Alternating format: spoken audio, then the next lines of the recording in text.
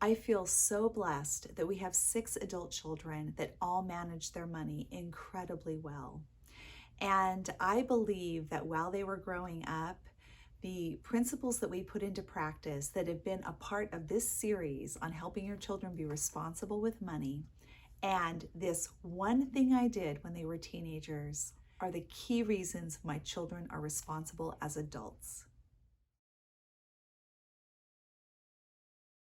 Hi, I'm TeresaElling. Welcome to the Peaceful Home. It's great to have you here. This has been a really fun series for me, and today we're going to talk about teenagers. I'll probably do 2 videos on teens. This one is covering the one decision we made when our children got their first real jobs. Now, so far, I've never talked to another parent that took this approach, and it's a little odd. Some people might say it's a little controlling, but in my opinion, it was crucial to helping them have a really good head on their shoulders regarding money. Previously in this series, I've talked about how we had our children divide their pay into 10% for a tithe, 10% to savings, and 80% to spending.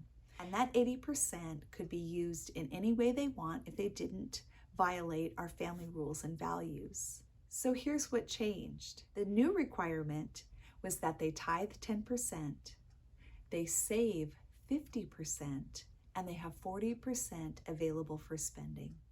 Now this might seem a little crazy, but I had been watching a lot of teens. I know how I grew up. I saw what a lot of my friends did. And basically you could go from having, a $40 allowance a month to making $600 in a month, just with a small part-time job. What a huge jump. And what I was seeing is that those kids then spent everything. They spent everything they had. Now, I know there are kids out there that saved their money. I just didn't see very many of them. And it didn't make sense to me that that was a logical jump from such a small amount of pay to such a large amount.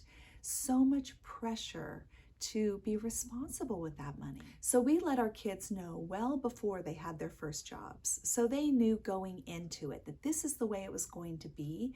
And because of that, we didn't have any issues, no arguing. Everybody was great with the plan. And then what we saw was our kids were saving a tremendous amount of money.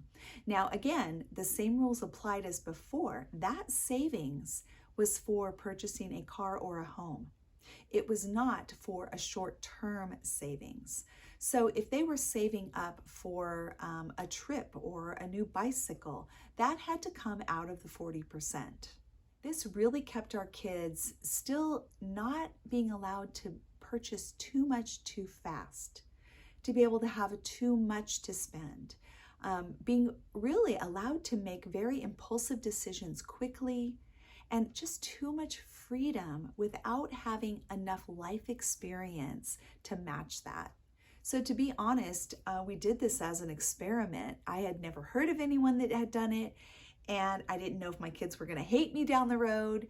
But you know what? When they had these big fat bank accounts and they had no debt, they didn't think it was such a bad idea. Now, if you have a child who is already working outside the home, you might have to go about this a little bit differently. You're going to have to ease into it. You're going to need to have discussions about this, as well as to just simply say, I'm so sorry, we didn't know the best way to help you manage money. And now we're looking at doing something else. And this is what we're thinking about. Give them a chance to get used to the idea before you just spring it on them and they're just, really confused and probably angry that they're going to have less money to spend.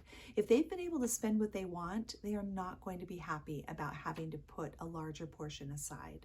And what it comes down to is you are still the parent. They are living in your home.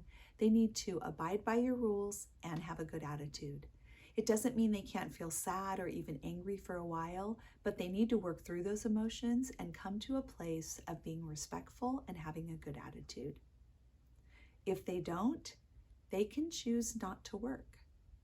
They can choose to lose other privileges because we don't tolerate bad attitudes in our home. So it could be a little trickier, but you could even do a gradual, slide into this.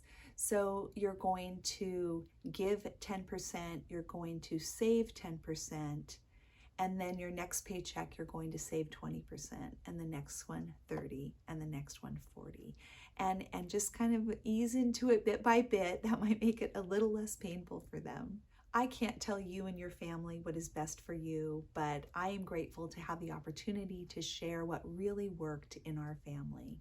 I hope you'll consider it, and I just pray that the Lord gives you wisdom as you're figuring these things out for your teenager.